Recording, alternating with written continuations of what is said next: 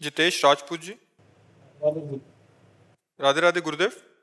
गुरुदेव, सत्य की राह पर चलने वाले इंसान को भगवान जी इतनी परीक्षा क्यों लेते हैं? आर्मी के आदमी को दौड़ना सीखना पड़ेगा। आर्मी के आदमी को वो ट्रेनिंग के जितने सूत्र हैं सब उतारने पड़ेंगे, तभी वो आर्मी फौज में हो जाएगा। समझ रहे ना? भारत का एक सैनिक बनने के लिए कितनी कसौटी चाहिए आप देखते हो ना। इतनी ऊंचाई, इतना ये, इतना निरोग, इतना ये।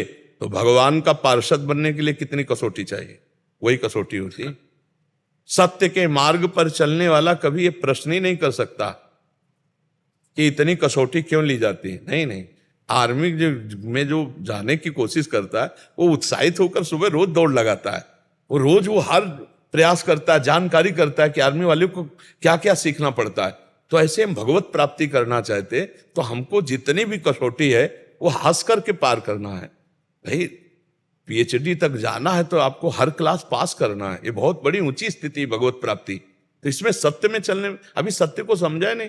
जैसे हम सही रास्ते पे चलते हैं ना महाराज जी, तो हमें कोई ना कोई गलत रास्ता ही नजर आता है। कोई बाहरी वेग। हाँ, तो हमको अपनी कसौटी पे रहना, हमें सही चलना है, हमें थोड़ी गलत रास्ते में झुक जाना है। यही तो हमारी बात है। जैसे हम किसी के साथ सही करते हैं ना जी, तो लोग हमको मतलब गलत ही बताते हैं। तो लोग बताएं गलत, आपको तो पता चल रहा है आप सही चल रहे, फिर क्या है? अगर लोग आपको सही कह रहे हो, आप गलत कर रहे हो, तो हमारा भारतीय कानून आपको जेल में बंद कर देगा, हमारा भागवतिक कानून आपको नरक भेज देगा। और आप सही चल रहे हो, लोग आपको गलत कर रहे हैं, इससे क्या होना है? क्या फर्क पड़ना है? आपको तो आनंद मिलेगा ना, आप तो सच्चिदानंद को प्राप्त हो जाएंगे ना। तो आपको दूसरों के मुख के अनुसार सुनकर हम थोड़ी चलते, हम तो शास्त्र और संतों के मुख के अनुसार सुन। सत्य मार्ग दूसरों से नहीं, बातुल भूत विवश मतवारे, ते नहीं बोले वचन विचारे, तिनकर कहा सुने नहीं काना। ऐसे माइक जो माया में फंसे हुए लोग हैं, इनकी सलाह मानी जाती है क्या? हमको इनकी बातें थोड़ी माननी है। हमको गंदे आचरण का त्याग करके और सत्य मार्ग में चलना, चाहे सब हमारी निंदा करे, चाहे सब हमारी वंदना करे, इससे हमें कोई फर्क नहीं पड़ता। हम अपने मार्ग में अटल हैं, ऐसे चला जाता है इस मार्ग में। हमारे पास एक ही उत्तर है, बिना भजन के कुछ नहीं होगा। बिना भगवान के भजन के कुछ नहीं होना। नाम जप करो, बुद्धि शुद्ध हो जाएगी, आत्मबल प्राप्त होगा, सही चल पाओगे। हम अनुभव की बात कहते हैं। समस्त संसार को सुख शांति और दुखों से निवृत्ति का एकमात्र उपाय है भगवान के नाम का जप। अगर नाम जप नहीं कर रहा, कोई भी हो, कहीं भी हो, असंतुष्ट होगा, चिंतित होगा, शोकित होगा, दुखी होगा, कुछ भी कर ले। ये हम अपने अनुभव, अपने संत गुरुजन, शास्त्र और गुरुवाणी महापुरुषों के वचनों के अनुसार कह रहे। बिना नाम जप के, बिना संतों के संग के इन दुखों से पार नहीं पाया जा सकता। नाम जप करते हो? हाँ, उसी को और बढ़ाओ। कोई नशा तो नहीं करते? मैं सोचता हूँ जब भी नाम जप करके चलता हूँ। हाँ, चलते फिरते भी कोई पैसा लगता है? चलते फिरते उठते बैठते नाम जप करो। और जो लोग तुम्हें गलत सिखाएं तो उस समय तुम्हें और पुष्ट हो जाना चाहिए। जहाँ फिसलन होती है वहां पैर मजबूती से रखा जाता है। ताकि मैं मतलब मेरे साथ रहते हैं ना, जो गलत आचरण करते ही नहीं, कुछ भी नहीं। हाँ, तो तुम कह रहे हो ना कि हमको लोग गलत खींचना चाहते। जैसे हम किसी के साथ सही करते हैं ना तो वो हमको गलत ही बताते हैं। तो आप सही करते रहो, वो गलत बताते रहे तो कोई फर्क नहीं पड़ता। आप गलत मत कीजिए, ना उसके प्रति गलत सोचिए। वैसे आप कितना सही करते हैं? क्या सही करते हैं?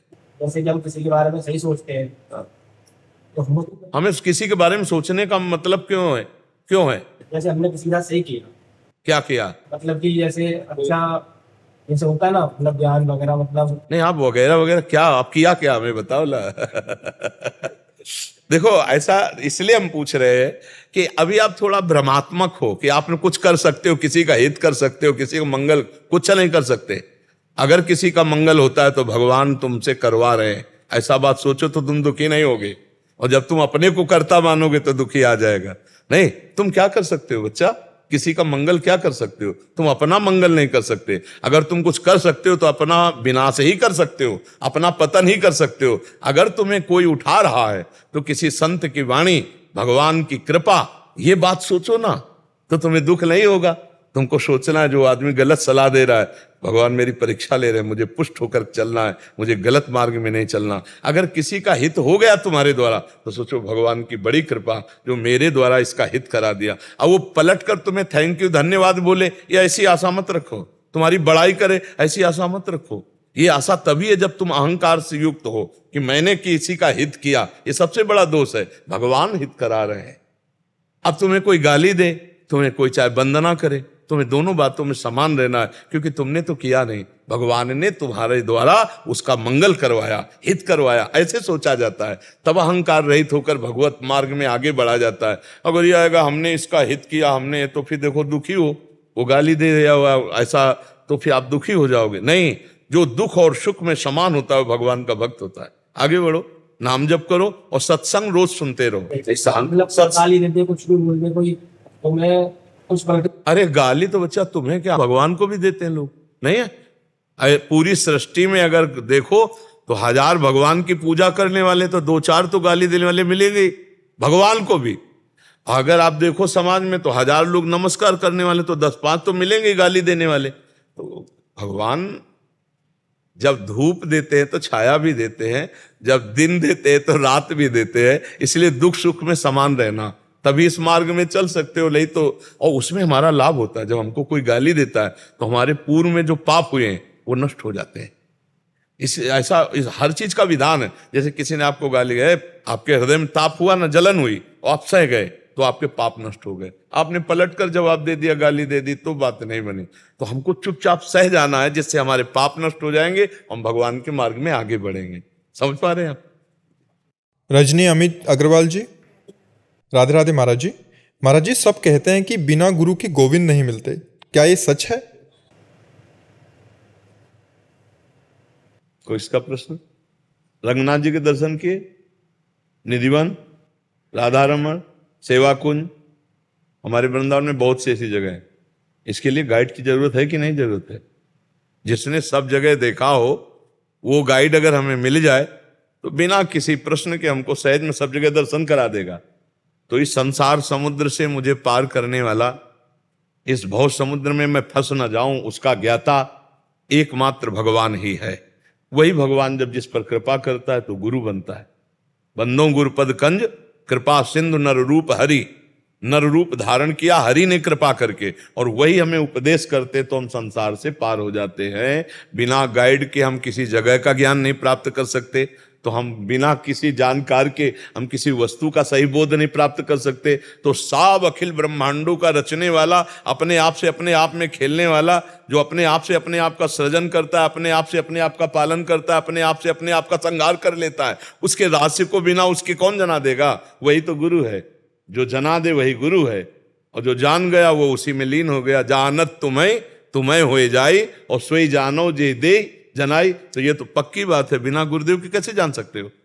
कैसे जान सकते हो भाई? किसी बात का रहस्य जानना है, हम कह रहे हैं निशाना लगाना है, तो हमें गुरु बनाना पड़ेगा। किसी भी कार्य के लिए सारे गामा पधन सीखना है तो हमें गुरु बनाना पड़ेगा। और हम तत्व बोध प्राप्त करना, बिना तत्व बोध प्राप्त किए गुरु के कैसे हम जान सकते हैं? कोई हमें बताए कि बिना गुरु के कौन सा कार्य हो सकता है? एक आदमी पूरी इंजीनियरिंग पास किया जनरेटर की, और इसके बाद एक जनरेटर की दुकान में गया जहां सैकड़ों जनरेटर थे। बोले साहब, ये हमारी इंजीनियरिंग की पूरी सर्टिफिकेट है, आप हमें नौकरी दें और हम आपकी सेवा करेंगे। बोले कहीं आपने किसी इंजीनियर के नीचे आप रहे? कभी आपने जनरेटर खोला, बांधा, सेवा की?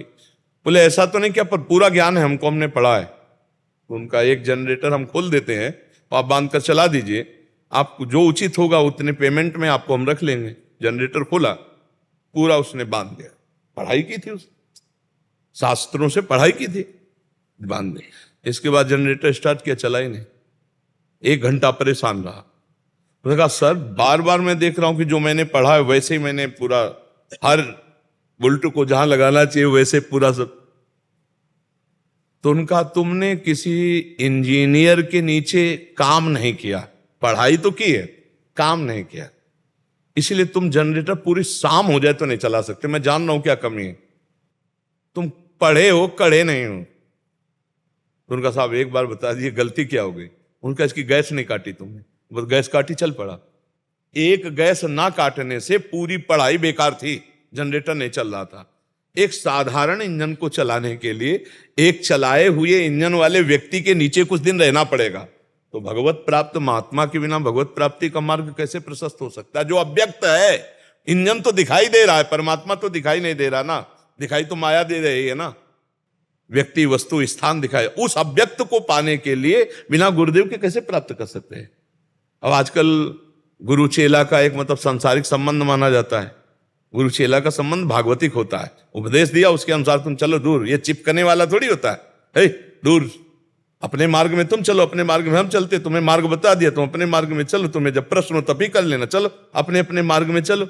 ऐसा थोड़ी कि गुरु शिष्य का संबंध सांसारिक संबंध जैसे है, नहीं, गुरु शिष्य का संबंध भागवतिक है। आपने सुना, आपने प्रश्न किया, हमारी बात मान लो, आप परमात्मा को प्राप्त हो जाओगे। उसमें जरूरी थोड़ी है कि भाई हम तुम्हारे पूरा का पूरा हैं। बात मानना गुरु बनाना है। बात ना मानो तो कंठी बंधवा लो कि इससे कल्याण हो जाएगा क्या? बात मानने से किसी भी संत महात्मा की वाणी में पावर होता है, उसकी बात को मान ले, आप देखो आपका कल्याण हो जाएगा। बात न माने तो गुरु ऐसे बाहरी व्यवहार करने से, भाई गुरु ने तिलक दे दिया, कंठी बंधवा लियो, मनमानी पापाचरण करो तो नरक जाओगे, भगवत प्राप्ति नहीं होगी। और आपने कुछ नहीं किया, केवल बात पर चल दिए उनकी। लाखों लोग संतों की बात पे चल देते, वो मिलने बाद में आते हैं। जैसे यहाँ कई लोग आते हैं कि हम 6 महीने से आपका सत्संग सुन रहे हैं, हमारा सुधार हो गया है, और मिलने 6 महीने बाद आ रहे हैं। तो किसने सुधार किया? वाणी ने, शब्द ने सुधार कर दिया। शब्द मानना ही गुरु के शब्द ही हैं, जिनको मानना ही गुरु मानना है। हम उनकी बात मानकर अपना जीवन उनकी आज्ञा पे चला दिया, हो गई बात। द्रोणाचार्य ने शिष्य नहीं माना एकलव्य को, एकलव्य ने द्रोणाचार्य को गुरु मान लिया, तो अर्जुन से भी बड़ा धनुर्धर था। मानने से होती, बात मान लिया, उनकी आज्ञा पे चल दिए। गुरु भी ना माने शिष्य, गुरु के माने थोड़ी होता है, शिष्य के माने होता है। हम आपको प्रभु मानते हैं, हम आपकी बात पर चलेंगे, हमने आपको अपना प्राणाराध्य मान लिया, हो गई बात। इसे कहते हैं गुरु मानना। जैसे पहले का समय था उसमें मन भटकता नहीं था, अभी लोगों का मन इतना भटका हुआ है कि अभी जैसे आप नहीं, लोगों का यहाँ प्रश्न नहीं होता है, यहाँ अपना प्रश्न होता है। देखो, सत्संग और संतों से बात की जाती है डायरेक्ट, हम लोगों को लेके बात नहीं करते। लोगों का, अगर आप प्रधानमंत्री हो तो आप लोगों के, क्योंकि पूरा राष्ट्र का भार आपके ऊपर है, राष्ट्रपति हो तो आप प्रश्न कर सकते हैं। देखो, सत्संग अध्यात्म स्वयं सुधार के लिए होता है। यदि हम अपने सुधार की बात करें तो लोगों का सुधार अपने आप होता चला जाएगा। हमारे परमाणु ऐसे बनेंगे, हमारा व्यवहार ऐसा होगा, अगर हम सुधर गए तो हमारे से 2-4 सुधर जाएंगे, और 2-4 से 10-20 सुधर जाएंगे, 10-20 से हो सकता है पूरा माहौल बदल जाए। तो हम पहले अपना सुधार शुरू करें, हम अपनी समस्या का समाधान करें, तब बात बनेगी। क्यों? आप सुधर गए हो, आप महात्मा हो, आप भगवत प्राप्त हो, तो नहीं, तो आप अपने सुधार का प्रश्न करो, लोगों के सुधार करें, तब आनंद आएगा। अब लोगों में आप कुछ भी पूछती चली जाओगी, नहीं बनेगा। आप अपनी पर्सनल बात पूछो, और जिससे लोगों का सुधार होने वाला उत्तर मिल जाएगा अपने आप। सत्संग जो होता है, अध्यात्म जो होता है, वो अपने को लेकर प्रश्न किया जाता है कि मेरा मन बड़ा चंचल, उसको कैसे हम समाहित करें? तो सबका मन चंचल है, अब उसके समाहित का उत्तर मिल जाएगा। अब हम लोग क्या करते हैं, अपने को छुपा करके, फिर तो हमारा उत्तर नहीं काम करेगा, हमारा उत्तर डायरेक्ट काम करता है। हमारे यहाँ प्रश्न होता है आपकी कमी के सुधार के लिए, उसका लाखों लाभ ले लें वो बात अलग है। प्रश्न आपका होगा, कमी आपकी होगी, सुधार लाखों का होगा। समझ पा रहे हैं आप? मेरे में तीव्र लगन की बहुत कमी है, तीव्र लगन की बहुत कमी है। तीव्र लगन, जो हमारा महत्व प्रभु में लग जाए ना, देखो, जिस बात का महत्व जागृत हो जाता है उसकी लगन लग जाती है, और उसकी अगन लग जाती, फिर चैन नहीं पड़ती। अभी हम भगवान का महत्व नहीं समझ पा रहे, अभी हम प्रभु के नाम जप का महत्व, प्रभु के रूप का महत्व, इस मानव जीवन का जो लक्ष्य है उसका महत्व नहीं जागृत हुआ। अभी भोगों का महत्व है। भोगैश्वर्य प्रसक्ता नाम तया प्रहृत चेतसाम व्यवसायत्मिका बुद्धि समाधो न विधीयते। जिसकी चित्तवृत्ति भोगों ने अपहृत कर ली है, जो ऐश्वर्य को सुख मान रहा है, वो कभी भगवत प्राप्ति की लगन वाला होता नहीं है। इसलिए सुधार के लिए रात दिन जिह्वा से नाम जप करो, अभी लगन लग जाएगी। जब 2 लकड़ियां आपस में जोर से घर्षण की जाती तो आग नहीं शुरू उसमें आ जाती, अरण्य मंथन इसी को कहते हैं। दो लकड़ियों के घर्षण से जब आग पैदा हो सकती है तो भगवान का नाम चिदानंद में है। वो राम कहो, कृष्ण कहो, हरि कहो, शिव कहो, जब हम बार बार अपनी जिह्वा से रगड़ते राधा राधा राधा राधा राधा, तो दिव्य शक्ति हम में प्रकट हो जाती है। हमारी नष्ट हो जाती हैं असत भावनाएं और सद्भावना का प्रकाश हो जाता है। आज तक कोई कितना भी बड़ा महात्मा हो, उसके मूल में भगवत भजन है। अगर भगवान का चिंतन नहीं, भजन नहीं, ब्रह्म चिंतन नहीं, आत्म चिंतन नहीं, कुछ नहीं है। बाहरी नाम जप करो, चिल्ला चिल्ला के सबसे कहते हैं। हमारे हर प्रश्न का उत्तर नाम जप है, क्योंकि बिना नाम जप के कुछ नहीं। नाम जप करो, जो नाम प्रिय हो भगवान का वो नाम जप करो। नहीं तो हम तो चिल्ला चिल्ला के कह रहे हैं कि हम तो राधा किशोरी के दास हैं। राधा राधा राधा राधा राधा, आठों पैर जपो, राधा राधा जपो, कृष्ण कृष्ण जपो, राम राम जपो, शिव शिव जपो, जो प्रिय हो बिना भजन के। वारी मथे घृत हो ये बरु, सिकता ते बरु तेल, बिनु हरि भजन न भवतरी, यह सिद्धांत अपेल। जो राम राम कहना नहीं जानते थे वो मरा मरा कह के ऐसे महान ऋषि हो गए। तो तुम राम राम कह के, कृष्ण कृष्ण कह के क्यों नहीं भगवत प्राप्ति कर सकती? निराश होने की जरूरत नहीं।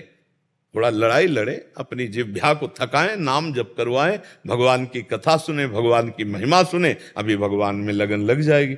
लगन लग गई तो फिर जीवन का जो लाभ है वो मिल जाएगा। नाम जप करो, बिना भजन के सब बकवास। तब ज्ञान पढ़ा लिखा व्यर्थ हो जाता है जब तक चिंतन ना हो। चिंतन संसार का हो तो ज्ञान किस काम का? चिंतन परमात्मा का हो और कोई ज्ञान ना हो तो सब ज्ञान जागृत हो जाएगा। चिंतन का प्रभाव है। भगवान कह रहे हैं गीता जी में, अनन्यस चिंतयन्तो माम ये जना परिपासते तेषाम नित्याभियुक्तानाम योगक्षेमम वहाम्यम। जो मेरा अनन्य चिंतन करता है उसके योगक्षेम का ठेका मैं लेता हूं। भगवान के तो जपो, नाम जप करो, भगवान का जो नाम प्रिय, खूब रात दिन जपने का प्रयास करो।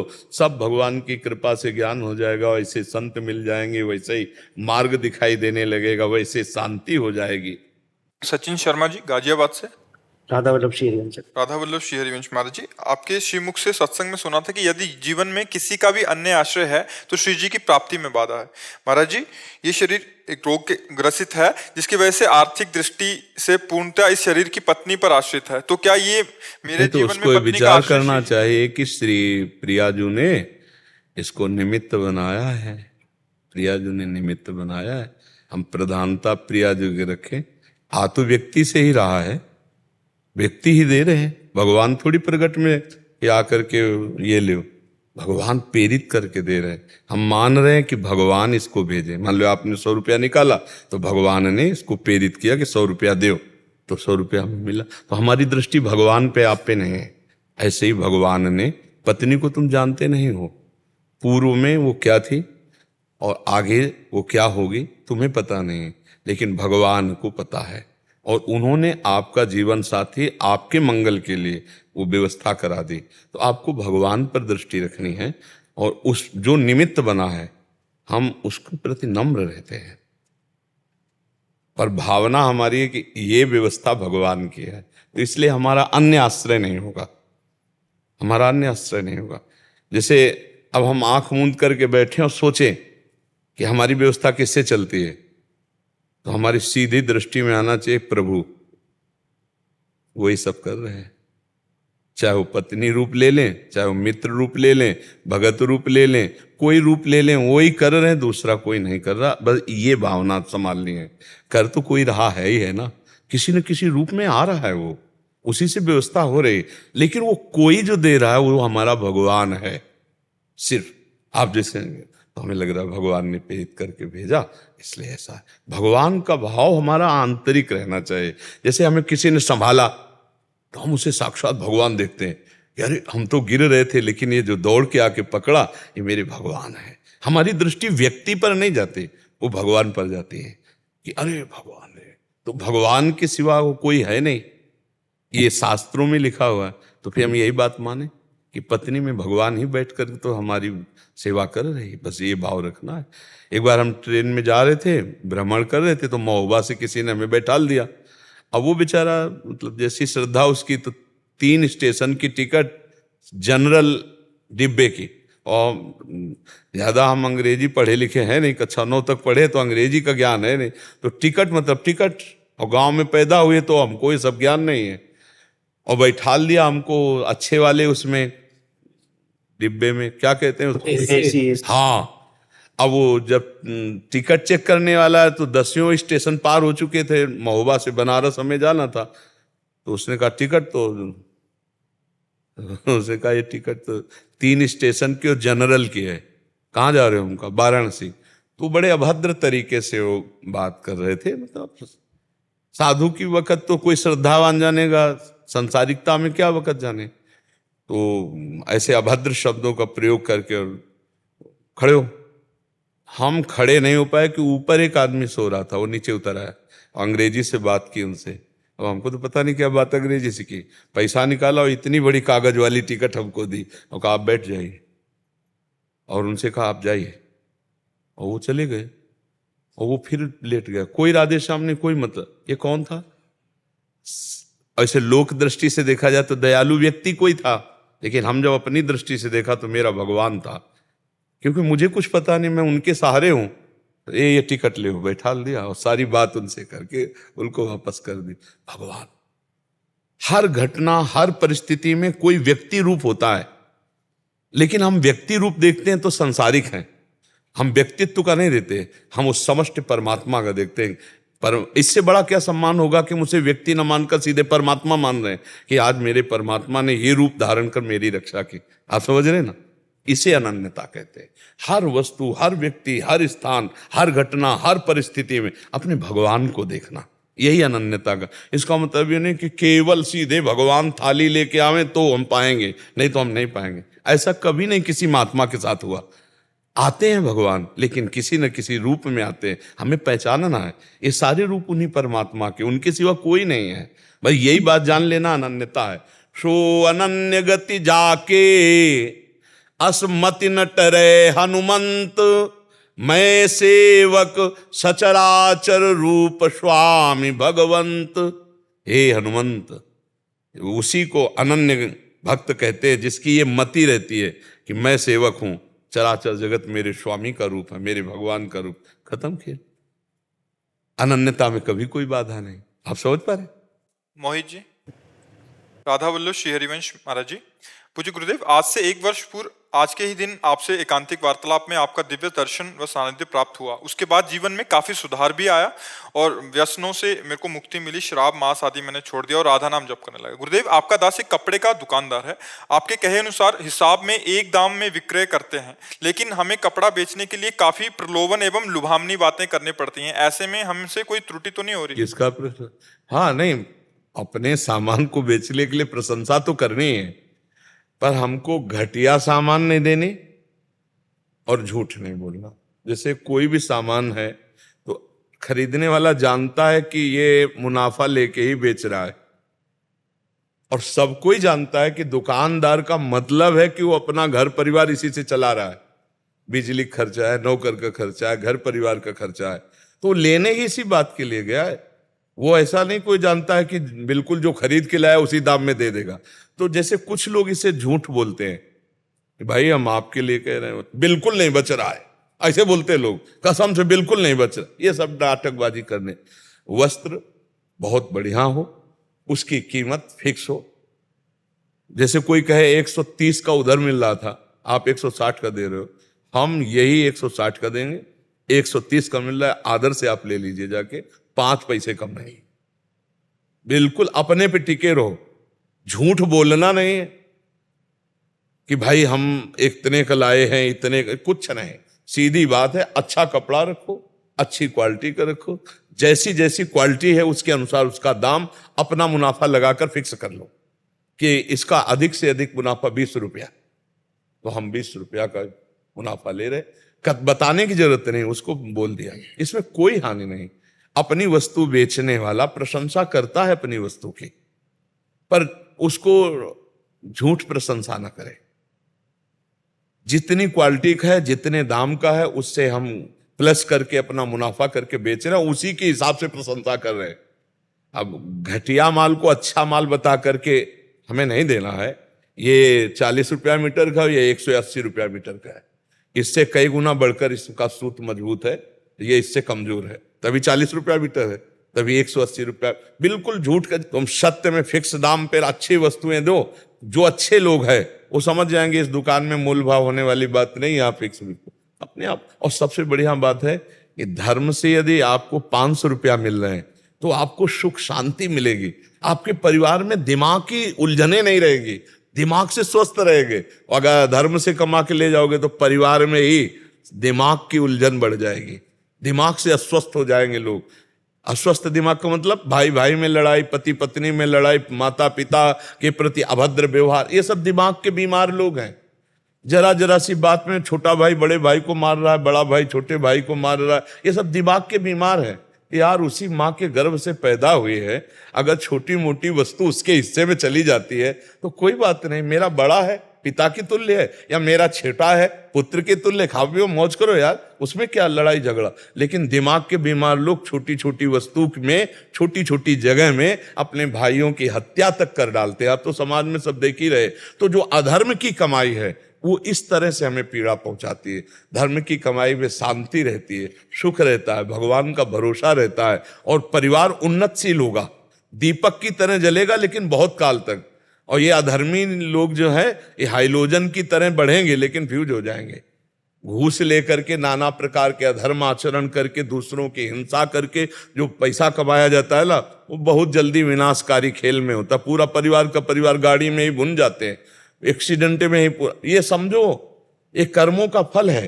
तो हम ज्यादा प्रलोभन में न पड़े, उचित मूल्य और निश्चित मूल्य और पवित्र आचरण, और भगवान का नाम जब तो देनहार कोई और है, कहां से वो दे देगा तुम पक्का आनंदित हो जाओगे। पक्का जान लो कि वो जब देता है तो कैसे वो बनाता है आप जान नहीं पाओगे। उन्हें लाखों कमाई जो है वो बीमारी में ही चली जाती है, वो टेंशने में चली जाती है। सब व्यवस्था है और बैर विरोध अशांति, अगर पति पत्नी में ही अशांति है अब क्या जीवन है, क्या जीवन है। घर में गए सब व्यवस्था ठीक, लड़का बच्चा ठीक, तो एक शीतलता, घर में गए घोर अशांति, घर जाने का मन न हो तो क्या फायदा। तुम्हारा बहुत बड़ा मकान बना, बहुत बढ़िया गाड़ी खरीद लिए, सोने चांदी के आभूषण पहना दिए घर में, लेकिन शांति नहीं, तो किस बात। वो शांति बुद्धि की आएगी धर्म के पैसे से, मेहनत की कमाई से, जो धर्म के द्वारा वो शांति प्रदान। आजकल लोग बहुत जल्दी बड़े आदमी बनना चाहते हैं और वो रास्ता शॉर्टकट अपनाते हैं बेईमानी वाला, तो फिर वो शॉर्टकट में नष्ट हो जाते हैं। ये भी बात समझो। भगवान का जो विधान है, अवश्य में भोक्तव्यम कृतम कर्म शुभाशुभम, धीरे से चलो, दीपक की तरह जलो, कुल परंपरा प्रकाश होता रहेगा। धर्म पूर्वक चलो, और अधर्म से चलने पे शांति नहीं है। अपनी वस्तु को बताने के लिए प्रशंसा की ही जाती है, लेकिन इतनी असत प्रशंसा ना करे जो बिल्कुल ना हो। हाँ, कुछ तो प्रशंसा की जाती, तभी तो सामने वाला खरीदेगा, क्योंकि अपना व्यापार में तो हम असत्य ज्यादा ना बोले। ज्यादा का मतलब कि बिल्कुल घटिया वस्तु है उसको हम बढ़िया करके बड़े पैसों में बेच रहे हैं, तो भगवान को देखता रहे कि भगवान देख रहे हैं मुझे। कुछ परसेंट में मुनाफा लेना सबको ही जानता है दुकानदार का, ये धर्म है, क्योंकि वो कैसे चलाएगा। रात दिन तुम्हारा नौकर थोड़ी, परिवार का पोषण करना, हर व्यवस्था करना उसी से होता है, उसके लिए नहीं। व्यापार बना ही है, मुनाफे के लिए व्यापार बना ही है, लाभ लेकर वस्तुओं को बेचना, ये धर्म है। आज तक कहीं ऐसा नहीं पाया गया कि जितने खरीद के लाए उतने का दे दो, ये व्यापार का धर्म, ऐसा नहीं। व्यापार धर्म ही है कुछ परसेंट में मुनाफा लेकर दूसरों को बेचना, वो सत्य विषय है, तो उस विषय में कोई झूठ नहीं है। पर बहुत, अब जैसे स्वर्ण की वस्तु को नकली करके और असली स्वर्ण बताकर धोखे में डाल दें तो फिर वो दुर्गति को प्राप्त हो। मतलब एकदम घटिया वस्तु को एकदम बढ़िया करके, ऐसा नहीं। उचित दाम, उचित मुनाफा और उचित प्रशंसा, क्योंकि बहुत झूठ बोलने से लाभ नहीं मिलता है। जो झूठ बोलता है उसका स्वभाव बन जाता है झूठ बोलना, और नहीं असत्य सम पातक पुंजा, झूठ के बराबर पाप नहीं। क्या लेना देना क्या है। लोग बहुत आजकल झूठे ही बोलने लगे, झूठ बराबर पाप नहीं, ये कई जगह पाया गया है। नहीं असत्य सम पातक पुंजा, सांच बराबर तप नहीं, झूठ बराबर पाप, जाके हृदय सांच है ताके हृदय आप, जगह जगह महापुरुषों ने कहा है। तो हम व्यर्थ में झूठ क्यों बोले। तो बहुत बढ़िया है, आप उसको और थोड़ा संभाल लीजिए कि कोई ऐसी बात ना हो जो ना हो और वो हम कह रहे हो। तो दोष दर्शन बहुत होते हैं। जैसे कभी कभी जैसे बहुत कुछ दिखाया, उसके बाद आखिरी में न लेना तो अरे वो आप ना ले पाओगे, ये वो चीज। हाँ, अब इसको इस तरह से ले, अगर आपने कभी सुना हो, हमने एकांतिक में भी और सत्संग में कहा कि व्यापारी को ग्राहक को भगवत स्वरूप देखना होगा। मेरे भगवान आए तो अगर थोड़ी देर वो आपसे सब देखा हो, इसके बाद चल दिया, और अगर आप ये माने कि मेरे प्रभु इतनी सेवा ले ली, चवन्नी का मुनाफा तो दिया, नहीं तो मुनाफा देने वाले तो आप हो, सेवा मेरी व्यर्थ नहीं जाएगी क्योंकि मैंने भगवान मान के आपको ये समय दिया, ये सेवा की, तो आपको आनंद आएगा। और ग्राहक मान करके केवल देखोगे तो जलन हो जाएगी। मैं आधा घंटा से हर थान देख लिया और 1 मीटर भी नहीं लिया, नहीं लगेगा। तो इस जलन से बचने के लिए भगवत भाव रखना पड़ेगा कि ग्राहक को देखते ही पहले कि प्रभु आप आए हो नाथ, अब देखते हैं कि आप क्या सेवा लेते हैं। हो सकता है आधा घंटे, दुकानों में नहीं आते ऐसे लोग, तो अपनी सावधानी रखनी है और अपना भगवत भाव रखना है। अपने को क्लेश ना होने पावे, संतुष्टा येनवा, मन को यदि संतुष्ट कर पाओ तो ये सबसे बड़ी साधना है कि मन जलने ना पावे। तो ये जो जलन है भगवत भाव से मिट सकती है यदि आप रखो कि भगवत भाव है। जैसे हम आपसे बात कर रहे हैं तो भगवत भाव से कर रहे हैं, अब यहां से हटेंगे और एक क्षण में सब डिलीट कर देंगे कि मेरे भगवान इतने इतने रूपों में आए, ऐसी ऐसी बात की, ऐसी, हे भगवान ये सब आपको समर्पित, और खत्म हमारा चिंतन शुरू। अगर व्यक्ति संबंध से चिंतन करें तब आएगा कि वो व्यक्ति अनुकूल बोल रहा था, वो प्रतिकूल बोल रहा था, वो तो बहुत ही दुष्ट था, बहुत ही उद्दंड था, अब फंस गया चिंतन, अब वो जलेगा, अशांत होगा। ये कला सीखनी है। संतों के पास जाते हैं संसार से युद्ध करके जीतने के लिए, काम क्रोध लोभ मोह मद मत्सर। अब ये जैसे वृत्ति है, अब ये कितनी जला सकती है, क्योंकि 10 गांव कैसे आ सकते हैं कि 1 मीटर भी ना खरीदें और आपको 10 बार दिखाना पड़ेगा, फिर आप बैठे जलोगे। नहीं, प्रभु की ऐसी इच्छा है। देनहार तो वो कहीं से भी देंगे, और निश्चित समझो जिसको भरोसा प्रभु का है माला माल हो जाएगा। एक दिन हो जाएगा, पक्का विश्वास करो। सुदामा जी को एक दिन द्वारिकापुरी बन गई, खाने को भी नहीं मिलता था भिक्षा में, एक दिन द्वारिकापुरी बन गई। इसलिए विभीषण जी को रावण ने भगा दिया था, कोई आश्रय नहीं था, और लंकाधिपति बना दिया और परम सुख प्रदान किया। भगवान की शरण में आज तक जो गया वो कोई ऐसा नहीं आप उदाहरण दे सकते कि वो सदैव ही दुखी रहा हो। हाँ, प्रारंभ या मध्य, लेकिन विश्राम परम सुख में हुआ है, परम आनंद में हुआ है। और जो प्रारंभ और मध्य में थोड़े कष्ट होते हैं, हमारे कर्मों का फल होते हैं। निखिल राज जी झांसी से, आगे आगे राधा वल्लभ श्री हरिवंश महाराज जी, आपके चरणों में कोटि कोटि प्रणाम। महाराज जी, भारत देश में आप ऐसे संत हैं जिनको हर धर्म और वर्ग का व्यक्ति सुनना पसंद करता है। कई लोगों को आपका नाम नहीं पता तो लेकिन वे आपको पीले वस्त्र वाले महाराज जी, किडनी फेल वाले महाराज जी कहकर पहचानते हैं और आपकी तारीफ करते हैं। वो कहते हैं कि वे आपको सुनते हैं। प्रश्न पूछने तो सभी आते हैं और प्रश्नों का सिलसिला कभी खत्म भी नहीं होगा। प्रश्न पूछना तो भक्तों का एक बहाना है, हकीकत में है कि वो आपके साथ बैठने का एक गर्व महसूस करते हैं। मैं भी गर्व महसूस करता हूं, जैसे कोई बालक ये कहता है कि वो मेरे पिता हैं, उनका मैं सुपुत्र हूं, वो मेरे भाई हैं, उनका मैं भाई हूं। ठीक वैसे ही मैं दुनिया को बताता हूं कि महाराज जी मेरे गुरु जी हैं, तब लोग का दृष्टिकोण एक अलग हो जाता है और एक सम्मानजनक दृष्टि से देखते हैं। लोग और अधिक सम्मान देने लगते हैं जब उन्हें पता लगता है कि ये व्यक्ति महाराज जी से जुड़ा हुआ है। मैं बताना चाहता हूं कि मैं आपके नाम का बहुत लाभ उठाता हूं, क्या ये गलत है या सही? नहीं, लाभ भागवतिक उठाना तो सौभाग्य का विषय है। अभी हो कि आप इसे पैसा कमा रहे हो तो बात निषेधात्मक हो, है ना, वो निषेधात्मक नहीं, भागवतिक है ना। तो लाभ सही पूछो तो संतों का जीवन दूसरों के लाभ के लिए ही होता है, स्वयं का कुछ नहीं है। जैसे गंगा जी प्रवाहित स्वयं के लिए नहीं है, जगत मंगल के लिए है। ऐसे मुद मंगलमय संत समाजू, जो जग जंगम तीर्थ राजू। चलते फिरते तीर्थराज प्रयाग की उपमा गोस्वामी तुलसीदास जी ने संतों से दी है। वैसे तो संत नहीं है, उनके चरणों के दास हैं, पर मार्ग तो वही है संतों का।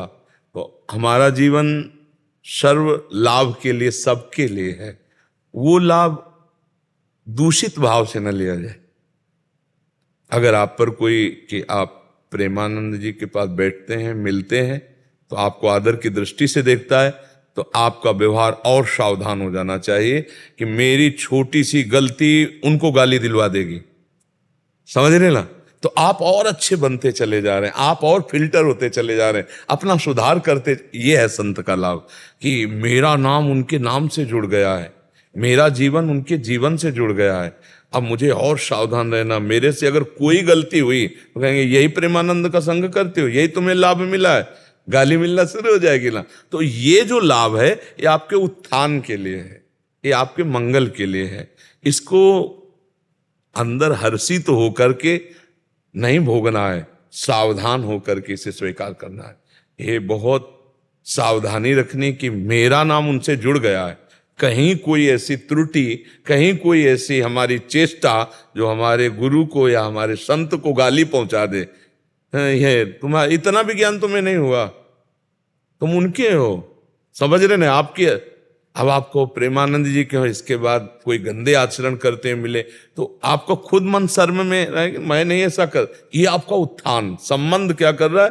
उत्थान करवा रहा है। जैसे रज जमीन में है मिट्टी, लेकिन वायु के संबंध से वो आकाश को चूम लेती है, ऐसे हम संबंध से भगवत प्राप्ति कर सकते हैं, हम संबंध से महान हो सकते हैं। भगवान के संबंध से ही तो महानता आती है कि भाई ये भगवान के भक्त हैं, ये भगवान का भजन करते हैं, ये भगवान के जन हैं, तो बोले तो भगवान के समान है, ऐसा हम भाव करने लगते हैं उनमें।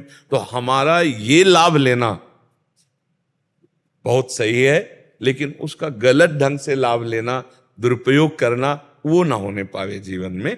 हाँ, तो ये जो लाभ मिल रहा है ये तो स्वाभाविक है, हम इसका दुरुपयोग ना करें। दुरुपयोग करने से, जैसे हम भगवान के नाम का दुरुपयोग, भगवान की महिमा का दुरुपयोग, तो पाखंड हो जाएगा ना, फिर दंड मिल जाएगा, माया दंड दे देगी। अगर हम भगवान के नाम पे, तो ये प्रभाव तो होगा ही, भगवान बड़े हैं, भगवान के भक्त बड़े, उनसे हम जुड़ गए तो हमारी बड़ाई होने लगी, नहीं होने लगी। तो इसलिए हमें चाहिए कि ये तो सौभाग्य ठीक है, ये दुरुपयोग नहीं, लेकिन दुरुपयोग वाला हम बात न करें, तो ये हमें अध्यात्म में बढ़ाता चला जाएगा। मुझे किसी ने कहा था कि आप बुद्धि फेर देते हैं, और अभी कल रात की बात है, मैं कहीं चाट खा रहा था तो उन्होंने कहा प्रेमानंद महाराज जी ऐसे महाराज जी हैं जो किसी की बुद्धि फेर दें, और ऐसा बुद्धि नहीं, एक होता है बुद्धि फेर कर रुपया निकाल लेना, एक होता है बुद्धि फेर कर पागल बना देना। बुद्धि फेरने का मतलब है जो गलत मार्ग में बुद्धि चल रही है वो भगवान के मार्ग में चल। एक ऐसा इत्तेफाक हुआ था कि हमारा फोन गाड़ी में रखा हुआ था और वो किसी ने उठा लिया फोन, और फिर वो उसमें आपकी फोटो लगी हुई है, तो उसके इरादा था चोरी करने का। लेकिन जब उसने फोन वो देखा आपकी फोटो, तो वहां रुका रहा और उसने मुझे फोन वापस दिया ये कहकर कि आपका फोन बच गया क्योंकि आपके गुरुजी ये हैं। उसका मुझे नाम नहीं, वो भगवान का खेल होता है। भगवान वहां पे कि हमारा फोन दूसरा ना ले जाए, इसलिए वो खड़ा। हाँ, इसमें क्या होता है? भगवान का खेल होता है। करे करावे आप सब और जने बढ़ाई दे, करने वाले भगवान हैं, सारा खेल उन्हीं का होता है। वो अब जैसे हैं वैसे भगवान के हैं ना, तो वही अपने जन की बड़ाई कराते रहते हैं और वही ठोक बजा के भी देखते रहते हैं कि इस समय मटकी कैसी है, झनझना तो नहीं रही है, तो ठोक बजाने वाले भी, निंदा करने वाले भी लगा देते हैं, क्योंकि मटकी को बजा के देखा जाता है बाजार में जब खरीदा जाता है। तो भगवान दोनों रूप कराते हैं, अपने भक्तों का यश भी फैलाते हैं और भक्तों की निंदा भी। देखो, हिरण्यकश्यप के ही अंदर विरोध और प्रहलाद जी के अंदर भक्ति, पिता ही विरोधी हो गया। मीरा जी के अंदर भक्ति तो देवर के अंदर ही विरोध, नरसिंह जी के भक्ति तो उनकी भाभी ही भारी विरोध, घर में ही। तो भगवान का दोनों रूप समझना पड़ेगा। निंदा करने वाले में भी भगवान अपना चमत्कार दिखा रहे और प्रशंसा करने वाले में भी भगवान अपना दुलार दिखा रहे। तो हमको दोनों को पहचान कर प्रणाम करके भगवत मार्ग में चलना। कभी हम केवल अनुकूलता ही अनुकूलता को कृपा न माने, कभी प्रतिकूलता भी हो सकती है। उस समय भी हम कृपा को पहचाने कि प्रतिकूलता रूप में भी भगवान की कृपा रहे। देखो, कभी कभी कड़वी दवाई भी बहुत जोर का काम करती है, उस समय मीठी दवाई की जरूरत नहीं होती। तो ये तैयार रहो कि कभी कभी कड़वी दवा भी मिल सकती है। जैसे तुम्हारी 4 लोग प्रशंसा कर रहे थे इस बात से, ऐसे एक रूप में भगवान तुम्हारी परीक्षा के लिए अब तुम्हें हृदय को बहुत शांत रखते हुए, ये भगवान का ही प्रेरित आया है, मुझे गुस्सा नहीं करना, मुझे अपनी निष्ठा नहीं तोड़नी, मुझे अपने भाव से चल। परमार्थ में 2 बातें समझनी है। कि निंदा और स्तुति दोनों में मुझे सम रहना है, मान और अपमान दोनों में सम रहना है, अनुकूल और प्रतिकूल दोनों में सम रहना है, तो हम आगे बढ़ पाएंगे, नहीं टूट जाएंगे। अच्छा अच्छा ही मिलता रहे ऐसा नहीं आया। सुबह राज तिलक होने वाला है चक्रवर्ती सम्राट पद पे भगवान श्री राम जी का, और शाम के ही 14 वर्ष का वनवास, तापस वेश, विशेष उदासी, 14 वर्ष राम बन। भगवान की मुस्कुराहट में फर्क नहीं पड़ा।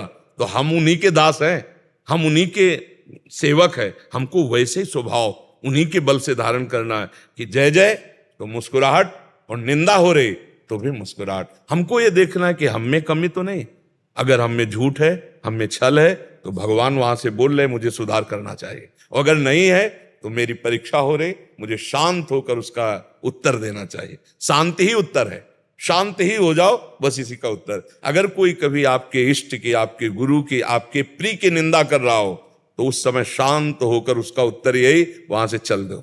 न लड़ना है, न जवाब देना, न प्रमाणित करना है, क्योंकि प्रमाणित करने में लगोगे तो बकवास होगा, प्रमाण कर नहीं पाओगे। संसार है, मौन शांत चुप निकल गए, तब आप सच्चे भक्त बन पाओगे। केवल ये प्रशंसा ही नहीं है, निंदा भी है। भगवान की 100 भक्ति करने वाले हैं तो एक है जो गाली भी देने वाला है, इस सृष्टि में है, इसी सृष्टि में है। ऐसे ही 100 प्रशंसा वाले हैं तो 4 निंदा वाले भी हैं। तो अभी मान लो निंदा वाले ना मिले हो आपको, और कहीं मिल जाए, फिर आप, आपकी श्रद्धा, आपकी निष्ठा, आपकी मुस्कुराहट तीनों बराबर बरकरार रख लिए, तभी आप सच्चा सत्संग किए हो, नहीं तो फिर टूट जाओगे, नहीं टूट जाओगे। राधा राधा राधा राधा राधा राधा राधा